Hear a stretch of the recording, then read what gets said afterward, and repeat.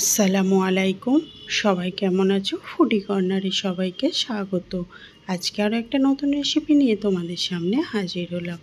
হাতে মাত্র 5 মিনিট সময় থাকলে সকালে বা বিকালের নাস্তায় বা টিফিনে চটজলদি এই নাস্তাটা যদি বানিয়ে দেন, তাহলে বাচ্চা থেকে বড় সবাই খেয়ে ফেলবে নিমেষে। চলে যাব মূল রেসিপিতে।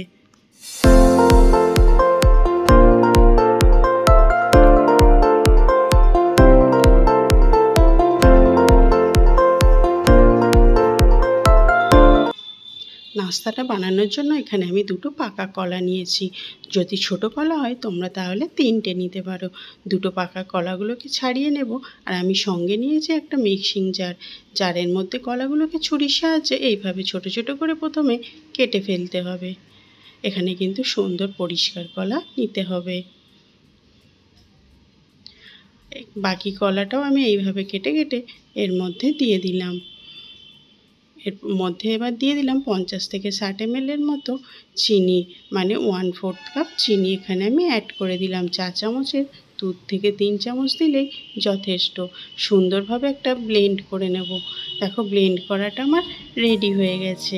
এর মধ্যে এবার দিয়ে দেবো 1/2 কাপ পরিমাণ 1/3 কাপ দিয়ে দিলাম ময়দা, মানে ছোট কাপের 1/2 কাপ ময়দা দিলেই যথেষ্ট। ময়দার সঙ্গে অ্যাড করে দিলাম 1 চা চামচের মতো পাউডার দুধটা দিলে স্বাদে অনেকটা বেড়ে যায়। আর দিয়ে দিলাম 1 চিমটি পরিমাণ লবণ। যে কোনো মিষ্টি জিনিসে চিমটি পরিমাণ লবণ দিলে টেস্ট অনেক ভালো হয়। সঙ্গে দিয়ে দিলাম এখানে দারচিনি পাউডার দেওয়ার জন্য এই রেসিপিটা পুরোপুরি স্বাদ বদলে দেবে। আর সঙ্গে দিয়ে দিলাম সামান্য একটু গরুর দুধ। তোমরা চাইলে এখানে জল দিয়েও ব্যাটারটা রেডি করে ফেলতে পারো। গরুর দুধ দিলে এটা অনেকটা সফট আর নরম হয়। সুন্দরভাবে আমি ব্যাটারটা রেডি করে ফেলেছি। আর একটা মিক্সিং জারের মধ্যে এই সম্পূর্ণ ব্যাটারটাকে ঢেলে নিতে হবে। থিকনেসটা তোমরা দেখেই বুঝতে পারছো যে কি পরিমাণে রাখতে হবে। খুব ঘনও করা যাবে না, আর কিন্তু খুব পাতলাও রাখা যাবে না। ঢেলে নিয়ে এর মধ্যে দিয়ে দিলাম চা চামচের 1/4 ভাগ দিয়ে দিলাম বেকিং পাউডার। এটা কিন্তু দিতেও পারো আর নাও পারো। এটা দিলে কিন্তু অনেকটা জালিদার তৈরি হয়ে যায় এই নাস্তাটা। এখানে আমি একটা কড়াই গ্যাসে তো বসিয়ে দিয়েছি। আর এক ফোঁটার মতো তেল দিয়ে দিলাম। তেল দিয়ে এটাকে এরকম একটা এর সাহায্যে সুন্দরভাবে গোটা কড়াটায় মিশিয়ে নিলাম। এখানে কিন্তু অনেক বেশি তেল অ্যাড করা যাবে না। কড়াইটা একটু গরম হয়ে গেলে এর মধ্যে এবার দিয়ে দেব ছোট ছোট করে এইভাবে। নাস্তাগুলো খেতে যেমন দারুণ, বানাতেও রেডি হয়ে যায় খুব সময়ের তাড়াতাড়ির মধ্যে। আর চটজলদি বাচ্চাদের টিফিনে যদি এই রেসিপিটা একবার বানিয়ে দেওয়া যায়, তাহলে কিন্তু বাচ্চারা সব টিফিন ভাঙা করে বাড়ি ফিরবে। যেহেতু এতে কলা দিয়ে বানানো, তাই কিন্তু এই বাচ্চাদের জন্য এটা একটা স্বাস্থ্যকর টিফিন হিসাবেও তুমি দিতে পারো। বেকিং পাউডার দেওয়ার জন্য দেখো এগুলো কিন্তু সুন্দরভাবে ফুলে যাচ্ছে।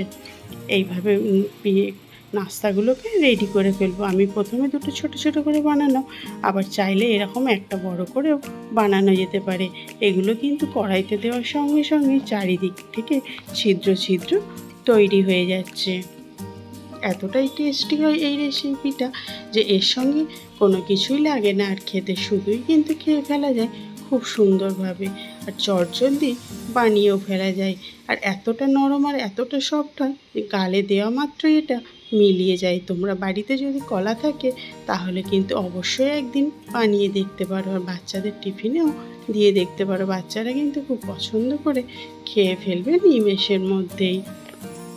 সবগুলো আমি নাস্তা এইভাবে রেডি করে ফেলবো। একদম বিনা তেলে স্বাস্থ্যকর একটা রেসিপি। তোমার বাচ্চাকে যদি টিফিনে দিতে পারো তাহলে কিন্তু খুবই ভালো। কত জালিদারভাবে রেডি হয়েছে এই নাস্তাটি। কলার পরিমাণটা বাড়িয়ে কমিয়ে সেম প্রসেস ফলো করে এই রেসিপিটা বানিয়ে ফেলো তাড়াতাড়ি। আর এই দারচিনি দেওয়ার জন্য এই কালারটা চেঞ্জ হয়েছে, কিন্তু 1 চিমটি পরিমাণ দারচিনির জন্য এই খাবারের টেস্টটা অনেক গুণে বাড়িয়ে দেয়। সবগুলো নাস্তা আমি এইভাবে রেডি করে ফেলবো। আর এক একটা নাস্তা বানাতে 1 থেকে 1.5 মিনিট সময় লাগে। এতটাই সফট আর এতটাই নরম হয় যে হাতের মধ্যে মুঠো করে এইভাবে ধরলেও কোনো কিছু ভেঙে যায় না।